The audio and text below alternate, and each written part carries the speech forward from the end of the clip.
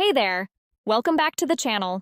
Today, I've got something exciting for you. Check out the title on screen. Stick around, you don't want to miss this. Hello everyone. Have you ever thought about the speed of your internet connection? Well, chances are, yes, you have. Because when you were shopping for high-speed broadband internet for your home or business, one of the first things you thought about was speed, such as upload and download speeds. And as you were shopping, you may have seen internet service providers advertising broadband internet speeds of 100 megabits per second, 500 megabits per second, or 1000 megabits per second.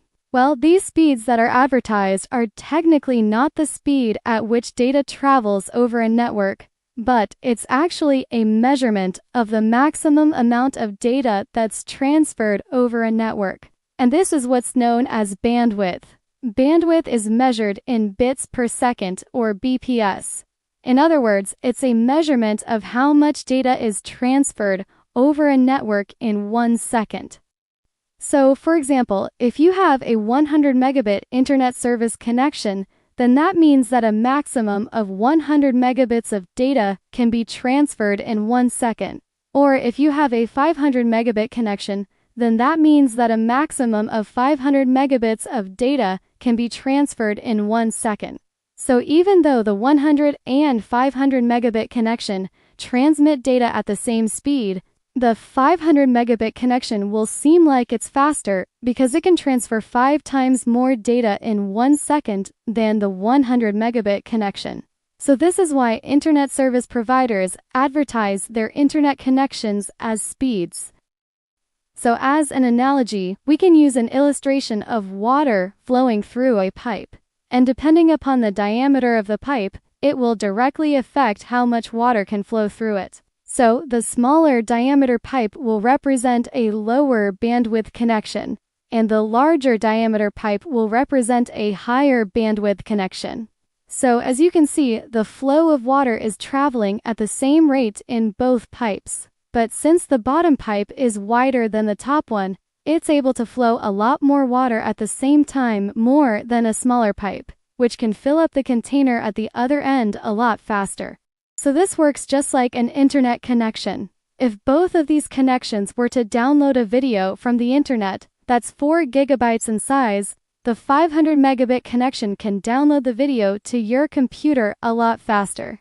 So in theory, the 100 megabit connection would take about 5.5 minutes to download a 4 gigabyte video, while the 500 megabit connection would only take a little over a minute.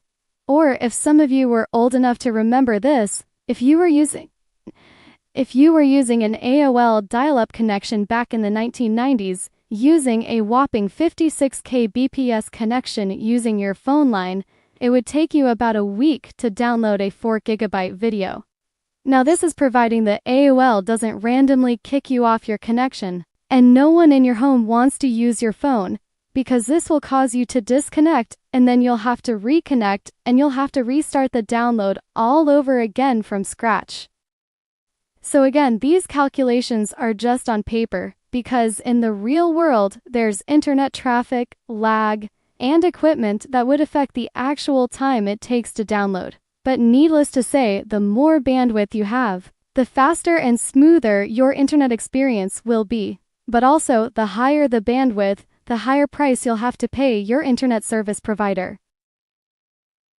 Now keep in mind, bandwidth is measured in both download and upload speeds. But when ISPs are advertising their internet speeds, such as 100 or 500 megabits per second, they are referring to the download speed. And typically, the upload speed will be only a fraction of the download speed. So for example, if an ISP is advertising a download speed of 100 megabits per second, the upload speed may be around 10 megabits per second. Now, the reason for this is because the download speed is what's most important when regular consumers are doing normal things, such as browsing websites, watching videos, writing emails, and so on. So having a high upload speed is not really important. But if the consumer is running a business, and they are uploading large files on a regular basis, or if they are a live streamer, for example on YouTube, well, then having a faster upload speed would be needed.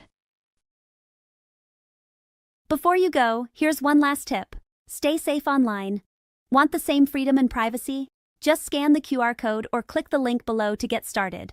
Don't forget to like, subscribe, and stay secure out there.